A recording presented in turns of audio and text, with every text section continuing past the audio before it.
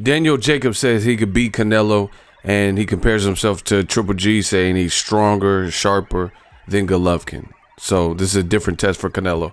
What up, Fight World? It's your boy Ego, and I'm back with some more boxing. Make sure you smash the like button.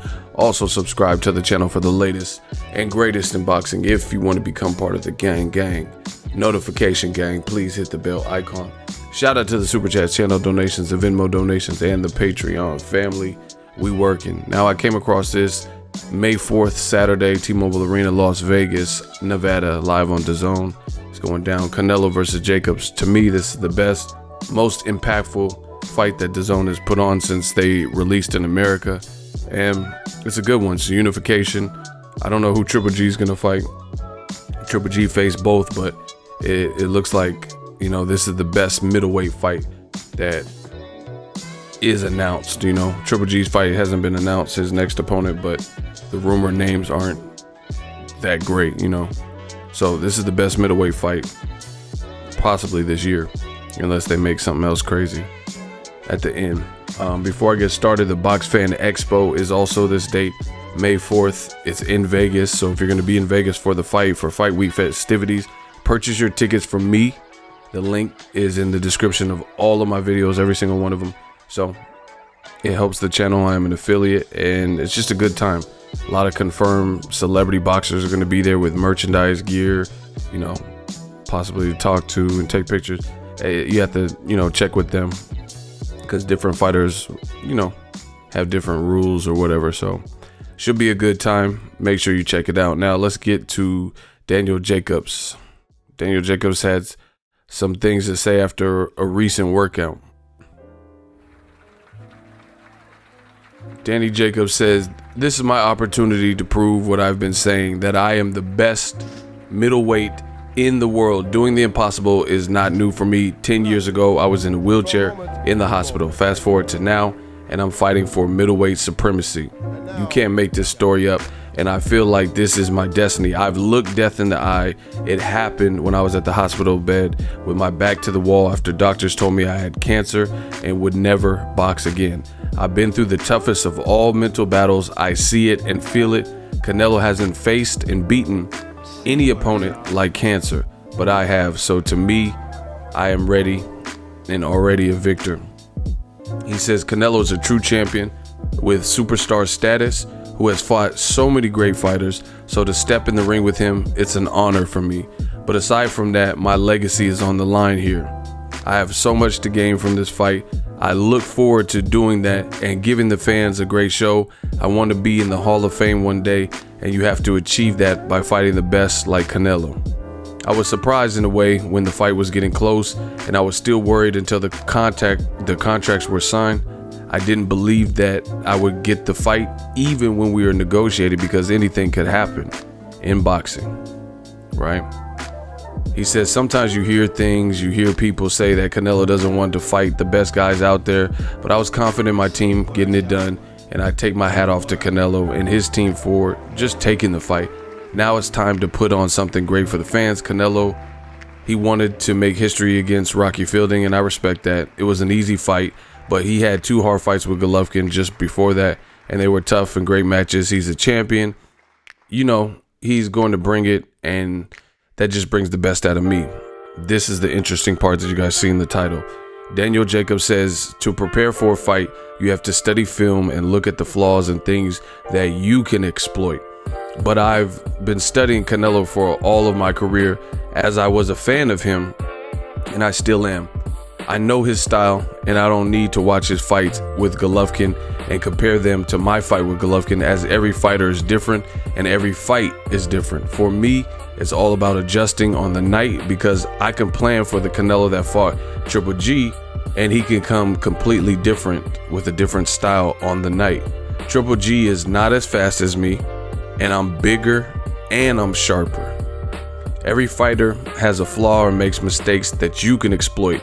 I'm a longer fighter, I'm just as fast, I'm stronger, and I have skills too.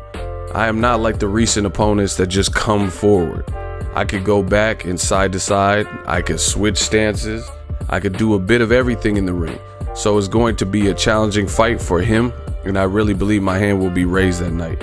Andre Rozier, his trainer, is one of the greatest trainers of our generation. I trust him 100%. We're going to be in great shape and totally prepped. I just have to be the best me, as I have all the weapons and components to beat him and prove that I am the #1 middleweight out there. My life and my story resonate with a lot of people around the world, so I'm not worried about becoming a bigger star. That's not my focus. In my opinion, I am already a great person outside the ring, and I set a great example for people that follow in my footsteps, especially from my neighborhood. I'm doing my job in that aspect. He says, we don't need trash talk. That's not what I'm about, and I don't think he is either. I've done it before with some opposition, because if it's in them and if you want to be about it, I could be about it, trust me. But truly, I'm a person who likes to show respect, and I want the fans to see that, because as fighters, we can have negative things placed on us from the past. I want to be a stand-up guy that represents the sport, because that's what we're doing. We are ambassadors for boxing, and at the elite level. Boom. So, that was a mouthful of content. I wanted to quote him accurately. Shout out to Jacobs. Now, the thing I like about Jacobs, he's a very good speaker, eloquent, humble guy. I know him, and I know he's training hard. So it's a good fight. I like Canelo. I like Jacobs. May the best man win. Jacobs is a good ambassador for the sport, and so is Canelo. It's cool to see a big fight like this, and they kind of have the same energy. Just do their business in the ring. No trash talk.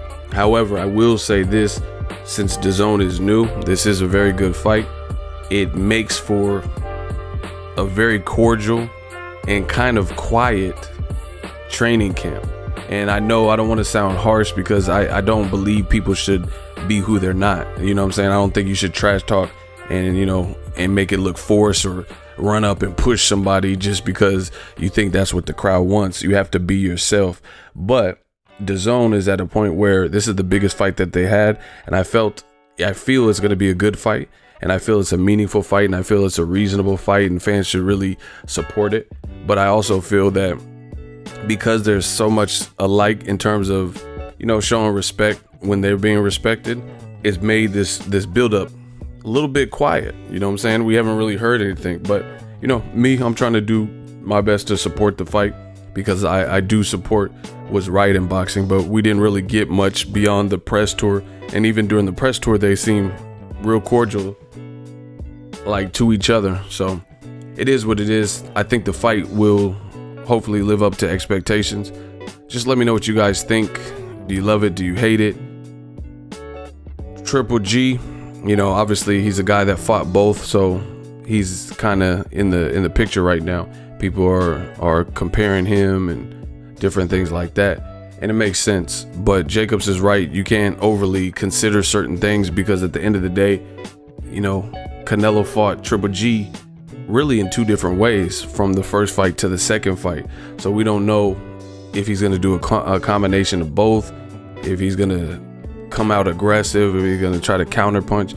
You don't really want to overthink those things, because like I said, at the end of the day, if you start planning for X, Y, and Z, and then at the end of the day you plan for that and he comes out a totally different way, then you're going to be thrown off. So we're going to see how this plays out May 4th. Very good fight. Jacobs, he said he's bigger. He's definitely bigger than Canelo. He's definitely bigger than Golovkin. What else did he say? He said he's sharper. I think he says I'm bigger. He's definitely bigger. And he says I'm sharper. Yeah. Golovkin's a good fighter, but he kind of has one mode. He'll try to bully you and bulldoze you. And that works because he's very strong. And then, he's a good finisher, stuff like that. But if he sees that you have something that he must respect, then he lets off the gas, and then he'll go into jab mode.